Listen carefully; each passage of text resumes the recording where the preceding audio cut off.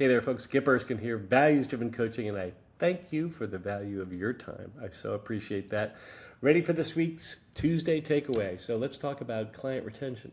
Client retention is the ultimate sales metric, and we're going to talk about why that is, and just thinking about the positioning between winning the deal and keeping the client happy.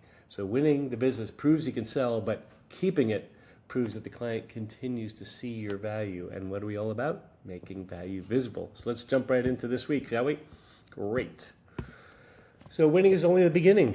You know, you've shaken hands, you've made some commitments there, you've shown the metrics that matter to the property managers, and now it's time to put your money where the mouth is and actually deliver. So a strong proposal can win the contract, but the relationship is tested once everyone stops selling. And then the client begins asking, the value we were promised, is it actually showing up? Okay. So, you know, transition is something where you need to manage that expectation up front, the actual delivery, what it's going to feel like, what they're going to experience, the entire outcome, the results. So we are going to be talking more about how best to calibrate and keep those clients happy.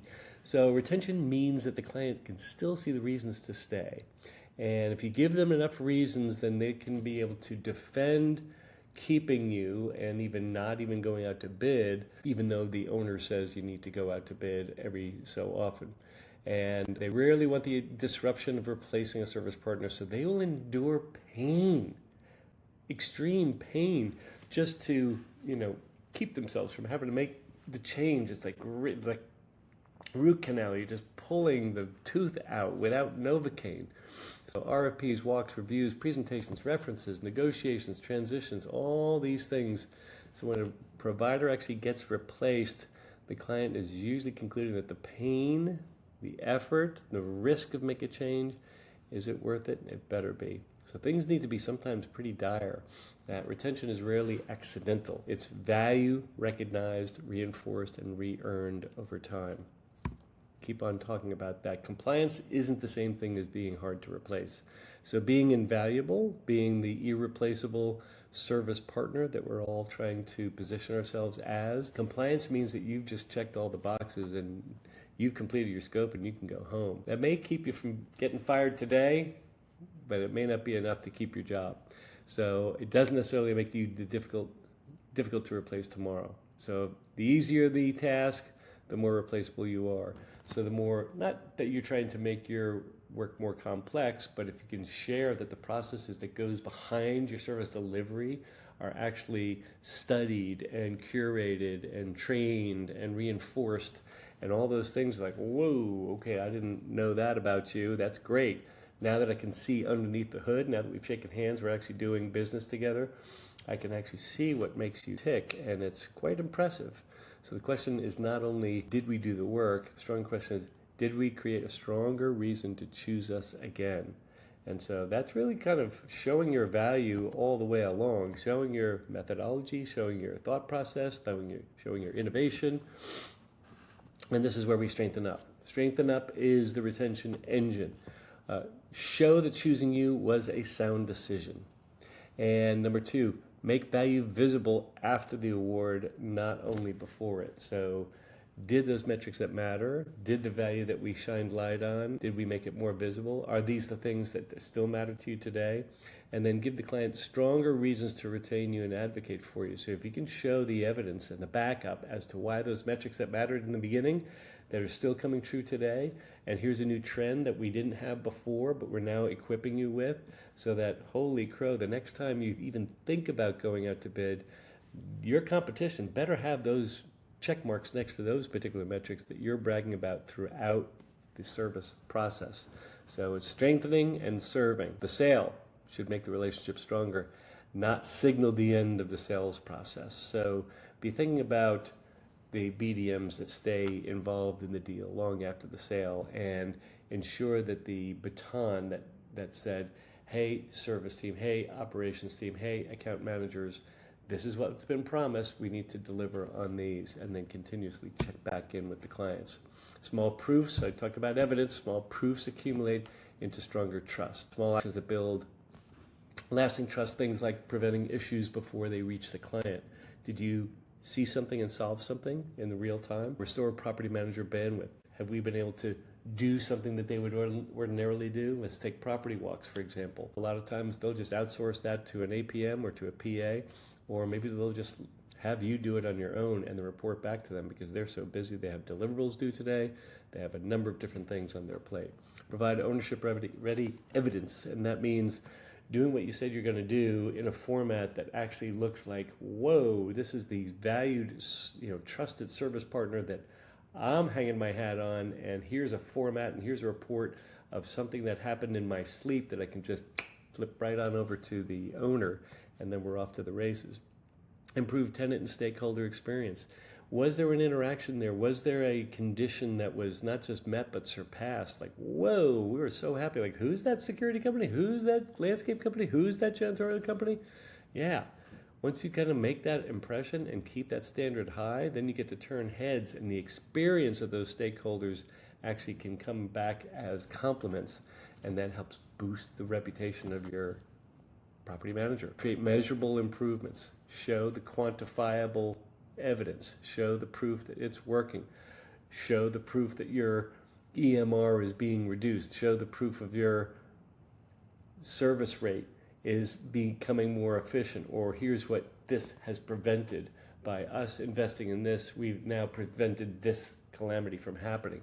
And then make the manager's life easier. Anything that can remove any complexity, remove any actual work that they need to do is going to be a feather in your cap. So small proofs accumulate.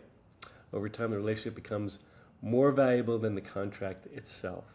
Remember, the less experienced property managers, they will look to the contract. They will look to the scope. They will carry the clipboard, and they will say, hey, you didn't quite do that this quarter or this year. And so the more experienced ones, the more that you can educate them as to, here's why we actually didn't adhere to that, because it's actually better for you, and we were able to produce this outcome and this experience for your stakeholders.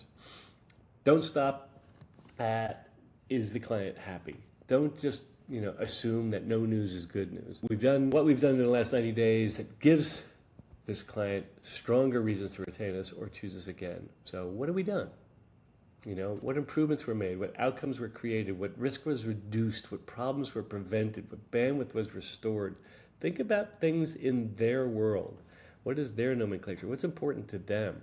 And if the only answer is we're doing everything in the scope, then keep digging, because there's gold in them there hills, everybody.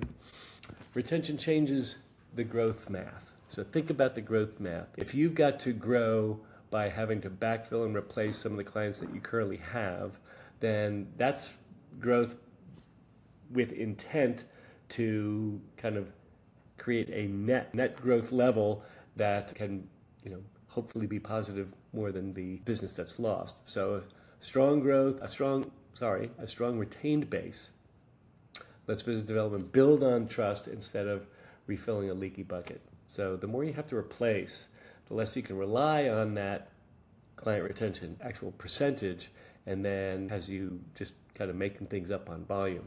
Your best retained clients can become renewals, references, and advocates, and they can also lead to strategic introductions, additional properties, and additional service lines. So retention is not a passive thing. It's not just we did our job and we're going home.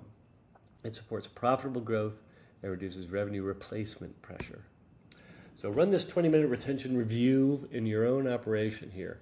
Choose your 3 longest standing clients and then complete these 4 lines. Number 1, they've continued to choose us because, fill in the blank. During the last 90 days, we strengthened the relationship by, fill in the blank. The strongest evidence of our value is, fill in the blank. The reason why, or the reason we can give them to retain or expand with us is, and then fill in those blanks. Pick those 3 and stay with them, because the ones that you see some trends and some commonalities, those are the ones that you want to have top of mind as to why clients retain you. The answers may tell you more about your true value proposition than your sales brochure does. So the more digging you do into the actual experience, into your stakeholders, and into what they are telling you makes you matter to them and makes your value proposition healthier, that's the one you want to be hanging your hat on to others. They're going to want to duplicate that, replicate that.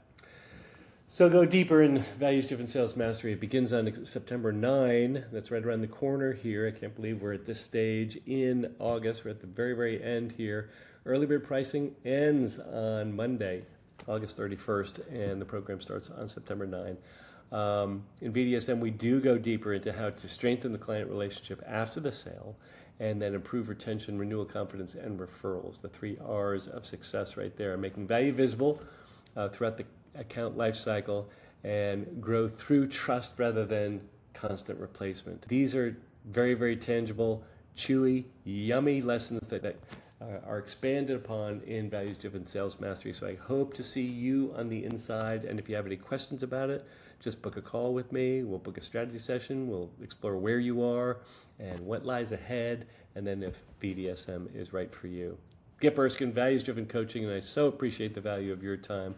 And I'll see you next Tuesday or inside the BDSM cohort. Looking forward to it.